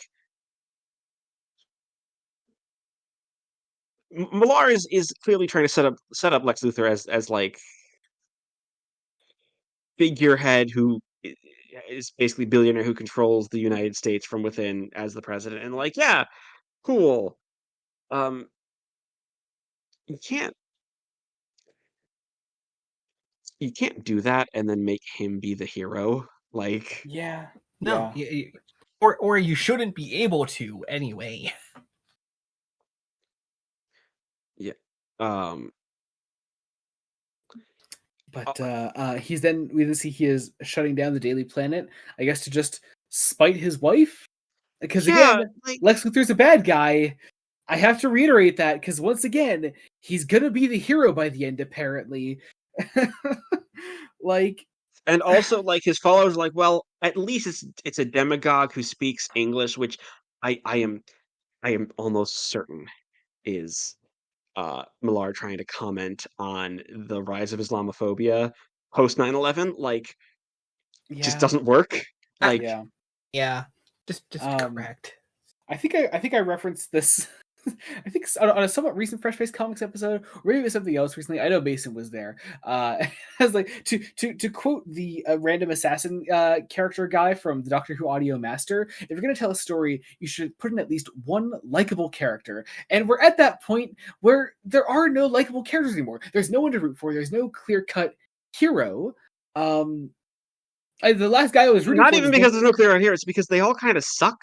Yeah, Like, the last they guy I all was rooting suck. for this. The last guy I was rooting for this book was fucking Batman. Like, Well, and here's the terrible thing. Like, it's the book wants you to treat like is like Millar is just basically streaming. You can't Society can't have good things because there will always be bad things under society, and I it's just kind of nihilistic. It's a nihilistic outlook. yeah, Like Superman could have literally had a bloodless revolution. He didn't need slaves. He could have made sure people were provided for. Um, and if he did, I'm sorry, there wouldn't be as much civil unrest because it's like just basic hierarchy of needs. If your Right. needs are met, like you're gonna have a lot less complaints. Like, it just people don't work that way. Like, mhm. he Millar really wants this to be absolute power corrupts absolutely. Yeah. But once again, Except, because Millar spent the whole first issue saying Superman is still Superman, that message doesn't work as well as he wants it to. yeah. Well, especially because the phrase really shouldn't be absolute. Like, the biggest criticism of the phrase is of absolute power corrupts absolutely is that it's wrong. It's that absolute power reveals. Mhm. Like you're trying to tell me Superman was always like this, and Yeah. Millar gives us no reason to not think that this Superman, was always like this. Mhm. Um, and it's a problem. So, and Lex is like, all right, we're just gonna go ahead and like, this is clearly the I'm mad at the invasion of Iraq. We're just gonna do a bunch of invasions of a sovereign nation from the Yeah. U.S. perspective. Like, Yep. uh, Um, we set up our Green Lantern of this universe. These I think it's safe to say our Green Lanterns, many well, yes. plural. specifically Hal Jordan. Hal We get Jordan, Hal who Jordan's has the backstory of like John McCain, like, Yeah, what is his backstory? His backstory is crazy. yeah, like, but I mean, I do appreciate in context. They're like, man, it took us a while to figure out the 26 word combination. mhm. Which is that's the Green Lantern oath. It's the Green Lantern oath. Yeah, Like, yeah. just picture Yeah. for like a decade or two. They're like, all right, this series of words, go. That series of words go. Um, I also just, yeah, like, okay, once again, we're just throwing any sort of continuity and like how the Green Lanterns work out the window, which again is fine, cool, whatever. Mhm. But why? It like Yeah, it's just it's just so we could beat Superman. Like, yeah. um, Uh, we then get a scene w- of Lois Lane going to talk to Diana on Paradise Island, and them just just like there's not even much of a point to the scene other than just them being incredibly mean to each other. Yeah, Just- that and Yeah, I yeah. think Millar wants to imply lesbians are hot. Like I, I guess I'm not quite sure how. part of it is like men. It's like, oh, it's all men's fault, and I'm like, okay, cool, lovely. Hey, you can't really do this, Mark, when you've had Lois be complicit in all of this. Like, Yeah. it's like, I mean, is the implication on Themyscira here like how ugly men's world has become and like how untouched and beautiful our potentially no longer communist society is? Yeah, like I guess. and also it convinces Diana to work for Lex, like for the upcoming invasion, Yeah. like by also being like.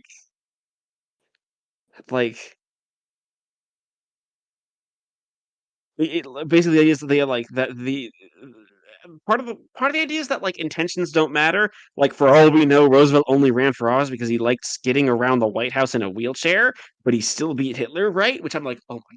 First off, fucking the ableism there, like that just Yeah. Yeah, Like- that's on full display on that front. Yeah. I mean, it's nothing compared to what the end of this book is going to say, I suppose. Yeah. But meanwhile, we're setting up our opposing sides of Superman and Lex gearing up for their final confrontation. Brainiac in the background as this sort of master strategist for Superman. very much. Did I mention I'm actually evil? Like, Yeah. I do like the design for like the full body Brainiac. I think it's rather good. It is. I do like actually in the newer editions of this book, all the sketches at the back. I like the different versions these all kind of went through. Just some cool ideas here. Very, very fun. There's even a concept sketch of Soviet Superman with a mustache, so he looks more like Joseph Stalin, which I find very fun. But I actually much prefer the one Batman concept art concept sketch at the end here, which features an absolute Batman style bat axe and a cowl and cape made of fur, which I just think is a much more ridiculous Soviet Batman concept that I don't know, maybe would have sold it even more. honestly, it might have worked better because like part of the Batman design is like it's just Bruce Wayne. And, it's like, just Batman. It's just Batman. like- yeah. But we get our Green Lantern Corps gearing up together. There are all these U.S. pilots with Green Lantern rings.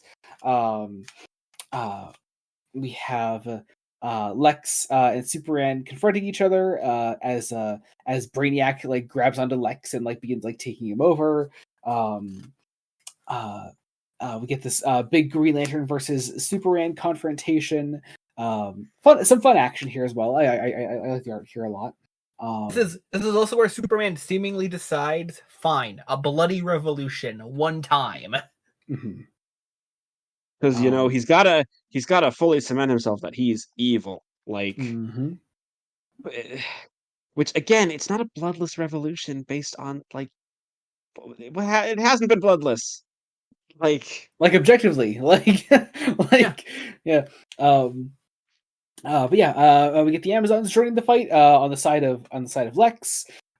We have Lex deploying all of his Superman villains that are actually U.S. government projects, including, I shit you not, Doomsday. Just straight up Doomsday. Doomsday's here for exactly one panel.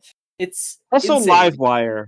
Livewire Yeah. made me laugh a lot And when Parasite I saw and what Livewire I'm- in that bit. Parasite as well, and what I'm guessing is Metallo.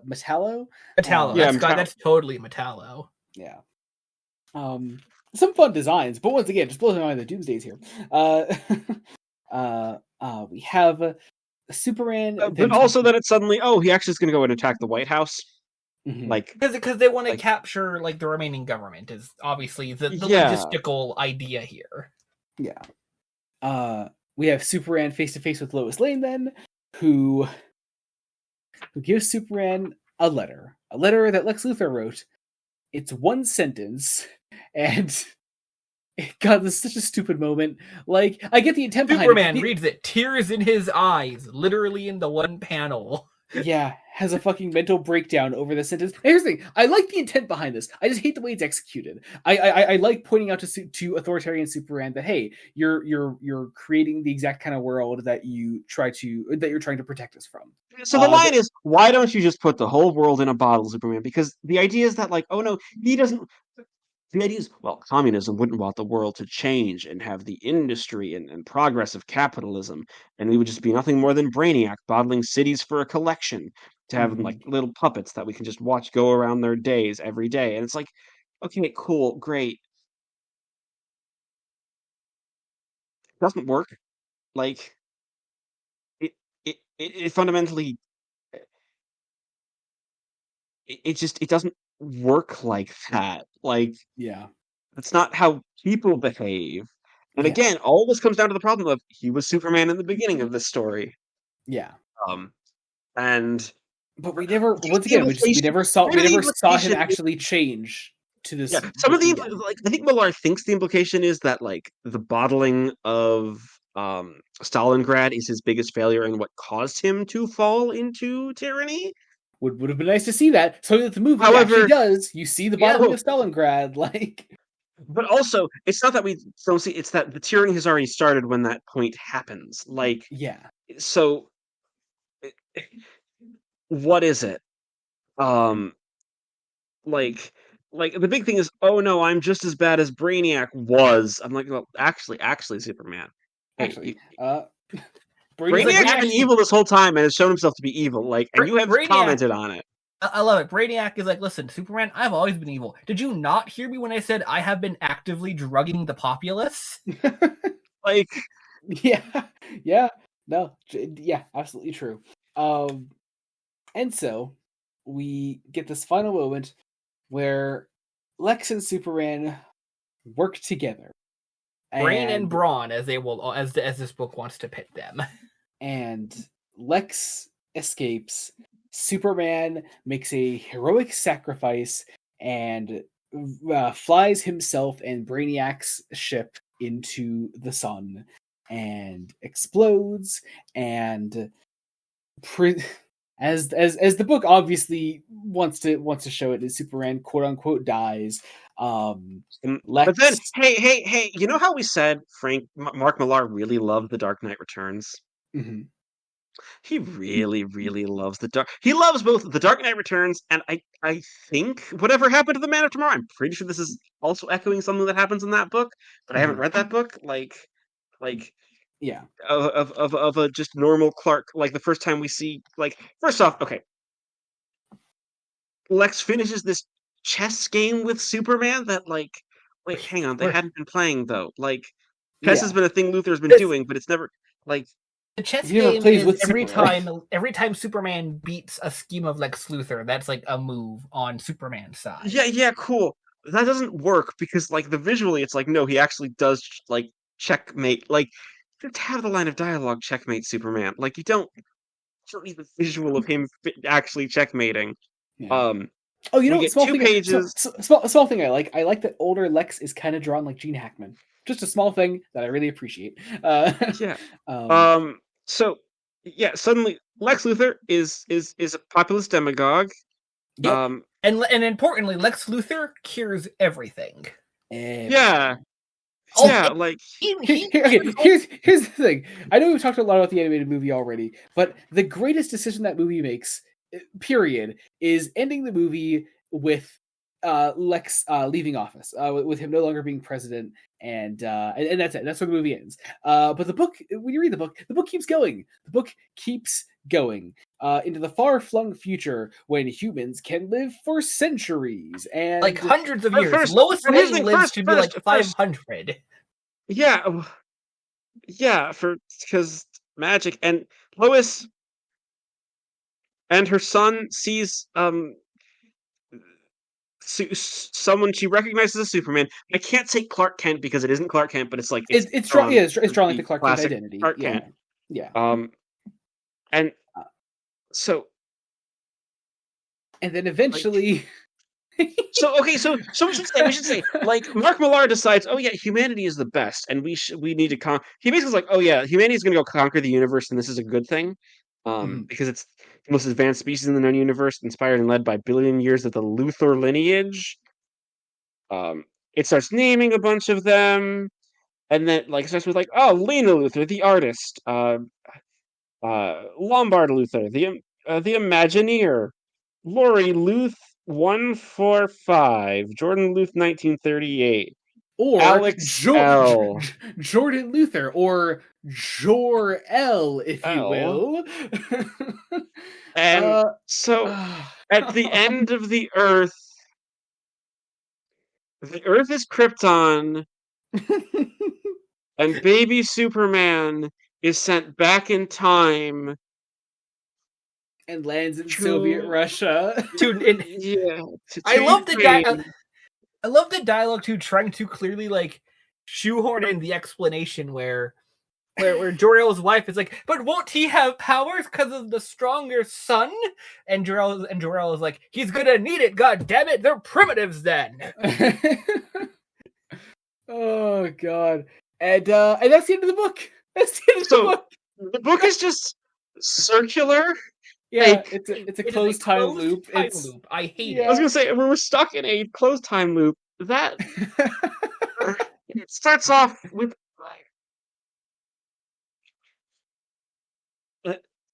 it's like. Do you know what the worst part of the last couple pages for me, really specifically is? It took you a long time to read it because you were busy to read the last 4 to 5 pages because of just life stuff. Yeah, I don't love the end of this book. It's a bad ending. It's a bad ending. It's such a bad ending. It ends up being like, actually, demagogues are fine. Demagogues are fine, actually. Like, once again, Mark Millar trying to both sides of the argument reveals himself to be incredibly right wing. Shocker. Yeah. And also just like such a disciple of Frank Miller, but in like, at least when Frank Miller writes something and takes his awful, awful swings, he at least goes through with it. Like, yeah. Millar, you know what? I had to compliment Frank Miller and piggyback off what you're saying here. Frank Miller, at least, like, I don't know, for lack of a better, he commits. He has the balls. He has the balls to go through with it. Millar is just a fucking coward. Mark Millar is a fucking coward. That's. I mean, why do you think? Why do you think Grant Morrison hopes that they meet on the streets of Glasgow and they are going in a fast-moving vehicle at the time? Like, legendary. What I hate is that Mark Millar. This is a comics writer who has had so much of his work adapted into film, like so goddamn much. And I'm like, there are so many more deserving writers. It's always that weird thing too, where like every adaptation of his work does the sensible thing of changing the stupid Mark Millar shit and making a much better product because of it. Captain America: Civil War, Logan, this, like it's all Kingsman. Yeah, literally. Like, oh my god. Like, so frustrating. Speaking of adaptations that do things better, we did do some adapted material for this. Yeah, I know we did. We haven't alluded to this at all. We have not alluded to this at all. But no, yeah, I really Superman I like a lot of the things the animated film changes about the book. It doesn't do enough to me to fix a lot of the problems I have, because I think it fixes a couple of things. It fixes a few key things. The first early one it definitely fixes is, what about the gulags, Superman? Yeah, I love the way the film actually comments on the gulags, and the fact that the movie cuts Piotr entirely, and that is for the better. They basically roll Superman and Piotr into the same character. That at least does something, because Superman's the one that kills Stalin because he finds out about the gulags and that he's not actually helping anyone, and he ends up creating Batman in the end. So Batman's vendetta against him is actually much more personal. It's something. Seriously, the film does take a lot of steps to try to fix the stupid Mark Millar shit, and it even goes a long way to for Lana. Yeah, Yeah, seriously, like there's a much more meaningful connection with Lana in the film. By That and actually making her like giving her, yeah, and scenes that are where she can be at least closer to a person, because yeah, again, and also giving her a tragic ending, and as such, I think a much better reason to have Superman, do the things he does. It's still not great, but I mean, once again, it's going a long way to just change a couple things to make it make more sense. Um, and I don't know. I appreciate the film a lot. It's got a fun voice cast. You've got Jason Isaacs doing a Russian Superman, which is a lot of fun. Paul Williams is Brainiac, and that was Paul fun. Williams is Brainiac. You got Travis Billingham as Bizarro and Guy Gardner. I love his Guy Gardner role especially. It's so funny. Very funny. Phil Lamar is the only man in the world that's allowed to play Jon Stewart, so I love that, of course. Yeah. Yeah, just a Diedrich Bader. Diedrich Bader is like the perfect casting. I'm like, oh yeah, that's perfect. That's perfect. Roger Craig Smith is continuing to play Batman endlessly with a Russian accent this time, of course. So that's lots of fun. While watching it, I was like, man, I should say me and you agreed to that. I had a hard time reading Superman as Russian until I had to hear it. Yeah, like it's hard when you're reading the book. It's like, oh, I still can't properly read Superman with a Russian accent. It's hard to do because he still looks like Superman. But when you have someone actually performing it, it does kind of help with the immersion. But yeah, it's fine. It's solid. I enjoy it. I liked it. It also does the much more sensible thing of when it does a time jump. It's only like a year, maybe a couple at most. Yeah, I think the biggest time jump is the first one where it jumps from the mid 50s to the late 60s. Yeah, the late 60s. I don't think the movie ever ended. I don't even think the movie ended outside the 70s. No, it ends in the 80s. Yeah, it ends in 83. Oh, that's right, because of the Berlin Wall. Yeah. Well, you gotta remember that the comic decided to jump in the last issue to the main run of that is in 2001, 2002. It's meant to be like the present day. When it was released. Yeah. So. Oh man, can you believe this is the best thing Mark Millar's ever written? It doesn't bode well for anything else the man has written. Well, luckily, unlike Frank Miller, which is actually at least fun to talk about. Mostly. I don't think I'll ever really be subjecting you to much more Mark Millar. I think at least not Millar on his own. Frank Miller is still our bad writer of choice around here on Fresh Face Comics. Sadly, yes. Yeah. Frank Miller, who has genuinely written a lot of great comics.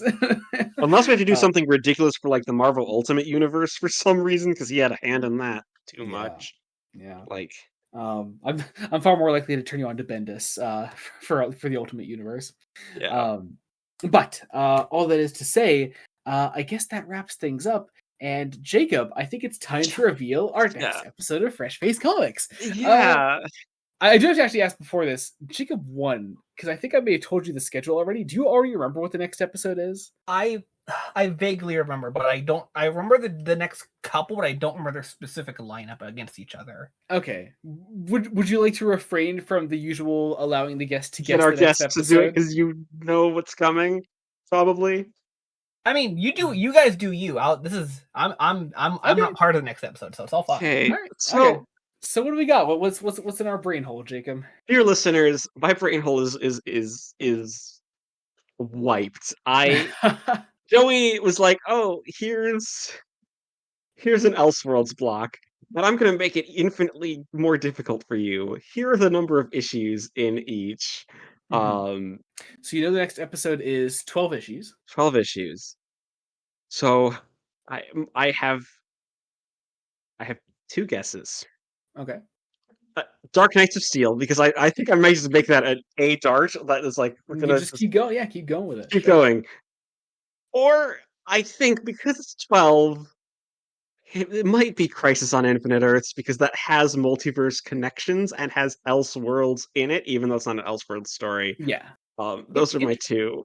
That's fair. That is there nothing else. Those are your only guesses. Those are the ones I'm throwing at the wall. That's what we're Okay, doing. no, that's fair. That's fair. I did also tell you when I was talking about my lineup for this. I did say there was one Elseworlds episode where I kind of cheated. I was like, it's something I had something in there that's not strictly an Elseworlds story, but I think it's still heavily about alternate versions of DC characters. Yeah, and that's why Crisis was like in my mind. Yeah. Well, I'll say next episode is in fact the one that I cheated on. It is not Crisis though. Okay. Next time on Fresh Face Comics, we're going to be delving into, or rather going back to, an alternate timeline. Jacob, I think I'd like to take us back to the world of Flashpoint for a little bit and talk about some tie-ins to that world. We're going to cover a trade that is a couple mini-series from Flashpoint rolled into one. This is the trade specifically called World of Flashpoint featuring Batman. So a trade specifically about the Batman side of things from Flashpoint. We're going to talk about that. There is a reason for it. It is, I recognize, not technically Elseworlds, but it is about alternate versions of DC characters. So I think it still lines up with what we're doing here. Counts, okay. And yeah, we're going to do that next time. I think covering more Thomas Wayne Batman is something that is important to us. So yeah, well, I was going to say, because this does become like they keep. He keeps coming back in places. Like he does. You are absolutely correct about that.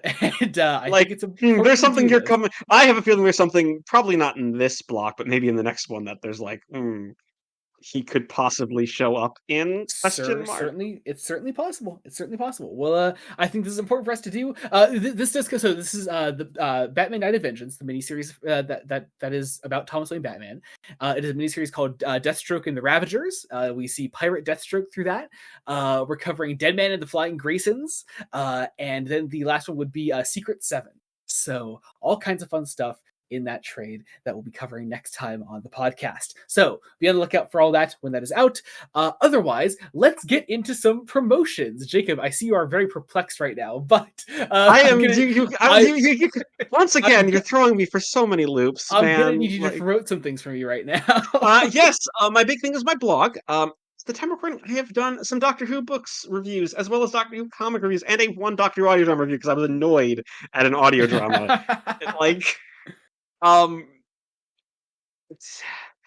And I've also been going through Star Trek: The Next Generation for the first time. At the time of this release, I will have just done the episode of Menage a Trois.